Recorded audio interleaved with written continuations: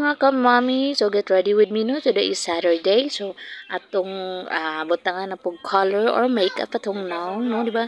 Ay nga na gina basta maglakaw ta kinahanglan guwapa kita og hapsay, no. So ako nakita akong kilay diya is naanay mga tubo-tubo. So ako siya gi-blade. So blade gid akong gamit. Dili ko mo gamit anang naibot-ibot kay sakitan ko sa akong mata, di wala ko naanad, no. So nga na gid akong gamit blade. So every time magkuan ko manubo akong kilay. So blade gid akong gamiton. So ako nang drawingan akong kilay, no. So tarungon gid atong drawing kay kilay is life baya, no. So ato pa siya dahon katong kilay og walay drawing as tang pisa. So mo na siya, no. Ako ginagi tarong gid na. So pasensya na kay mo sa kong samin kit kaayo. Magina siya kong samin, no.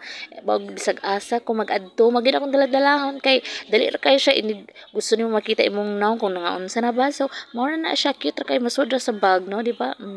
Ato ginadihang tarungon, no.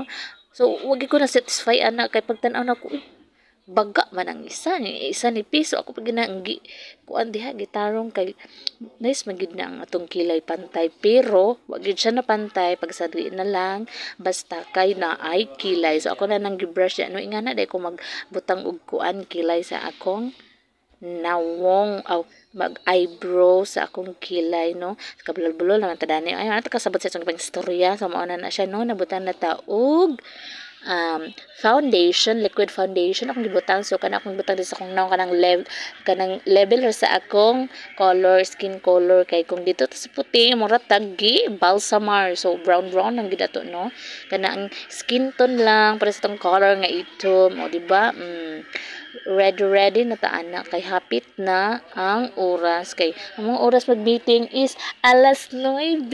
So kana siya nag makeup ko wa na sa nang oras hapit na siya alas 9. So 8:40 na so dali gyud na, no. Fast forward na daghan pagid kay mama kokok lamo kun sa padiha, no. Ato din pula-pulahan atong naong diha para ini gawa sa to, di ba, pink pero ate kada ito gipula-pulahan na dito. So mo na siya tarungon gyud nato pagbutang atong dagway diha og pink aron chariten pasensya sa akong ilong astang plata, di ba?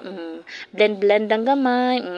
After ana madin akong lipstick gigamit kanang murag ata sa Nocos Charm bibilin dai na siya, no. Ngayon ko ana nga color kay atong white is itong man. So kana gid tong color pilion kay para matabo na itong white. So kada gid siyang dark, no, di ba? Ingana gid. So ambot sa uban ganahan ba sila basta ako mao na akong ganahan nga lipstick nga color. So ana na atong gihipos atong buhok nga kulot. So gud siya gitarong diha kay para di gid bitaw kanang magngalkag kayo sa lain kay tadlawon. So wa pagi ko na satisfy ana ako pagid nang gibutangan og gel. So mo na nagbutang na kog earrings sa akong dalunggan. Ako nang gibutangan para chadat kay tan-ang dugang sa atong aura ba, no. Mo na siya din check outfit check kung okay na ba. So wala ko nag-uniform dan na kay kuan lang nako feel lang nako nga dili mag-uniform char. So na siya magpahumot na taron humot o di ba dangag kaayo na apil ang mata og